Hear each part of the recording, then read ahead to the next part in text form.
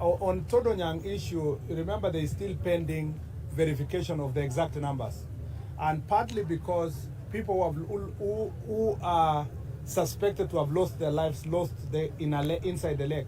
So in the absence of finding the bodies, it's become very difficult to verify the exact numbers and say with the utmost certainty that this is the number of people. Missing persons report indicate that the numbers were higher, but confirmation, in terms of when you want to announce numbers, you can only say they are missing people. You can't say that they died, because by the legal procedure, you must first verify if those people died. Some reports also indicate that there are some people who are still alive, and they are in the other part of Ethiopia and so forth. But I don't know if that can be true for such a long period of time. So what we want to do is to continue working with communities to make sure that they report. In some instances, people don't know. Part of the reason why there's a disparity in numbers in Todonyag is because not everybody who was in the lake comes from the community in Todonyag there. Some even could have come from all the way from Kitale, some from Lodwar here, some from Kibish. So the issue is that as we continue accounting for the numbers, it's also important for us to improve on the security. And part of the request of the issues that were asked by the residents, some of them we could not meet them immediately because of budgetary concerns, but it is important, as I have proposed, that we have a multi-agency security team in Todonyag, because it's a unique place, an entry point.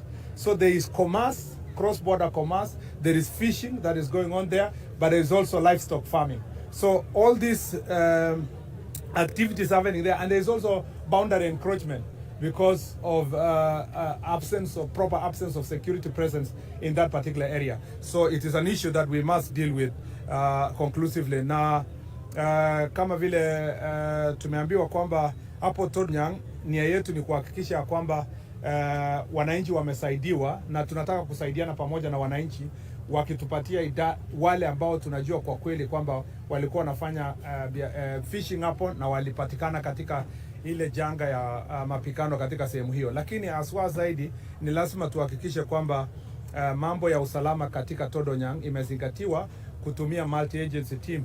Tunataka KDF waungane na polisi pamoja na wananchi kuona kama vile tunaweza kusaidiana kuimarisha usalama katika sehemu hiyo.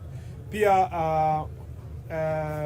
I have been asked about the numbers that we announced yesterday by the National Police that came from National Police Service regarding the people who died in the last in Mandamano on 25th and 7th. First of all, let me say this, that even one life is very important, and we take seriously the question of loss of life.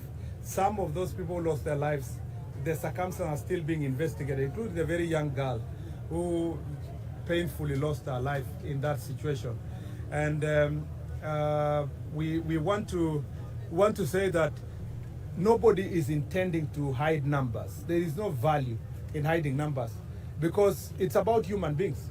And the National Police Service has as a fast and signal. Immediately an incident happens, is reported directly to the National Police Service and it's recorded.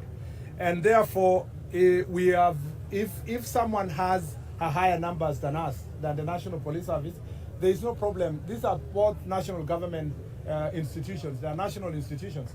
And there is no reason why they cannot meet and work on tallying those numbers for reasons of accountability. So my belief is that we want to see the list that comes from Kenya National Human Rights Commission. Sometimes, these numbers also mix up with people who have died on other situations, either accidents or somebody who has died out of sickness. Some may be added to the number, or some may be subtracted in the numbers that the police has given. So there is, for avoidance of doubt, there's no, if the numbers eventually is tallied and it becomes 61, beyond the numbers that have been received by the police, we will say 61. If it's more than 61, we will say that, because it is not something that we are trying to hide. There is no gain in hiding the people who have lost their lives. And the circumstances under which they lost their lives, as I said yesterday, will be subjected to proper investigations. Thank you. Asanteni sana.